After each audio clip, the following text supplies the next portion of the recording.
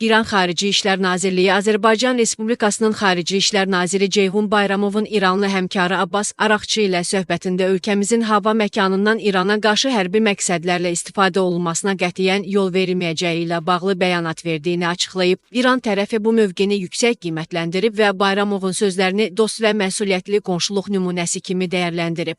Azərbaycanın bu bəyanatı rəsmi Tehranda məmnunluqla qarşılanıb. İran mətbuatı və ekspert dairələri Bakının bu mövqeyini İslam həmrəyliyinə və regiondakı sabitliyə töhfə kimi təqdim edir. Bununla belə xatırlatmaq yerinə düşər ki, İran bütün kritik məqamlarda Azərbaycanın deyil, Ermənistanın yanında olub. 44 günlük vətən müharibəsi də daxil olmaqla uzun illər ərzində İran tərəfi Bakıya qarşı hədə-qorxu dolu bəyanatlar verib.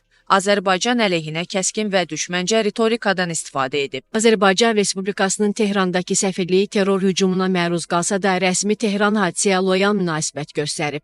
Habelə İran mediasında Azərbaycan dövlət rəhbərlərinə qarşı təhqiramiz materiallar dəfələrlə yayımlanıb. Bütün bu hadisələrə baxmayaraq Azərbaycan dövləti regionda dostluq, qonşuluq və İslam həmrəyliyi prinsiplərinə sadiqliyini qoruyub saxlayır. Rəsmi Bakı heç vaxt bu dəyərlərə xəyanət etməyib və ən çətin anlarda belə dövlət məsuliyyəti nümayiş etdirib. Xarici İşlər Naziri Ceyhun Bayramovun son açıqlaması da Azərbaycanın bu prinsiplərə sadiqliyinin göstəricisi kimi qiymətləndirilir. Bu mövqe rəsmi Tehranda yüksək dəyərləndirilsə də, Azərbaycan üçün bu sadəcə qardaşlıq və qonşuluq borcudur.